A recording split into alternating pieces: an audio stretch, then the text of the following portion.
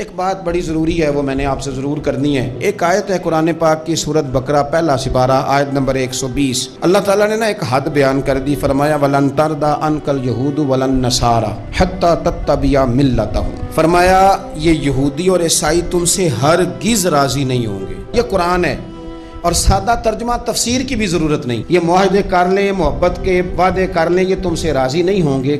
کب راضی ہوں گے؟ حتی تتبع ملتہم، یہاں تک کہ تم ان کے دین کی پیروی کرنے لگ جاؤ۔ میرا جب پہلی دفعہ پاسپورٹ بنا تو میں نے سارا پڑھا، کتابیں پڑھنے کا شوق تھا شروع سے۔